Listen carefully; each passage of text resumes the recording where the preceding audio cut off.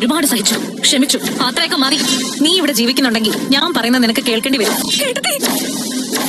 Hello guys, അങ്ങനെ നമ്മുടെ മഹാലക്ഷ്മിയിൽ ആ കൊടും ക്രൂരത സംഭവിക്കുന്നു. അതേ കൂട്ടുകാരെ, നമ്മുടെ കരുണയുടെ അടുത്ത് നമ്മുടെ മഹാലക്ഷ്മി വന്ന് വീണ്ടും കുറെ ജോലികളൊക്കെ പറയുന്നുണ്ട്. അപ്പൊ കരുണ പറയുന്നുണ്ട്, ഇല്ല, ഞാൻ സഹിച്ച് എന്റെ പരിധി വിട്ട് നിൽക്കുവാണ്, ഭൂമിയോളം ക്ഷമിച്ചു, ഇനി ഞാനില്ല എന്നൊക്കെ പറഞ്ഞ് ഭയങ്കര ദേഷ്യം പിടിക്കുന്നുണ്ട്. അപ്പൊ അപ്പുറത്താണെങ്കിൽ സെയിം ടൈമിൽ തന്നെ നമ്മുടെ ലേഖ അനന്തുവിന്റെ അടുത്ത് പറയുന്നുണ്ട്, ഒരേ സമയം രണ്ട് ഗർഭിണികൾ അവിടെ നിൽക്കുന്നത് ഭയങ്കര അപകടം പിടിച്ച കാര്യമാണ് അനന്തു ഏട്ടാ എന്നൊക്കെ പറഞ്ഞ് പറയുന്നുണ്ട്. അപ്പൊ അനന്തു ആകപ്പാടെയും പേടിച്ച് നിൽക്കുന്നുണ്ടേ, എന്തായി തീരും എന്നുള്ള രീതിയിൽ. ഇപ്പുറത്താണെങ്കിൽ നമ്മുടെ മഹാലക്ഷ്മി നമ്മുടെ കരുണയുടെ അടുത്ത് ലാസ്റ്റ് പറയുന്നുണ്ട്, ഇവിടെ നിനക്ക് താമസിക്കണമെങ്കിൽ ഞാൻ പറയുന്നതൊക്കെ നീ അനുസരിച്ചേ പറ്റൂ എന്നും പറഞ്ഞ് ഭയങ്കര ദേഷ്യത്തില് നമ്മുടെ കരുണയുടെ അടുത്ത് സംസാരിച്ചിട്ട് നമ്മുടെ മഹാലക്ഷ്മി സ്റ്റെപ്പ് ഇറങ്ങി അടിയിലേക്ക് വരുക. ഈ സമയം നമ്മുടെ കരുണ ദേഷ്യത്തിൽ പുറകെ വരുന്നതും കാണാം. എന്തോ നമ്മുടെ മഹാലക്ഷ്മിയെ ചവിട്ടുകയോ ഉന്തി തള്ളി വിടുകയോ ചെയ്യുന്നുണ്ട്.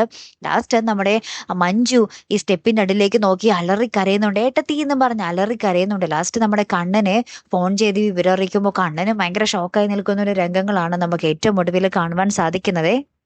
എന്തായിരിക്കുമല്ലോ ഇവിടെ സംഭവിച്ചിട്ടുണ്ടാകുക. ഭയങ്കര നിർണായകമായുള്ള നിമിഷങ്ങളാട്ടോ കൂട്ടുകാർ ഇന്നത്തെ എപ്പിസോഡിൽ വരാൻ പോകുന്നത്. കാത്തിരിക്കാട്ടോ. അപ്പോൾ അടുത്തൊരു വീഡിയോയുമായി വരുന്നത് വരയ്ക്കും ഗുഡ് ബൈ.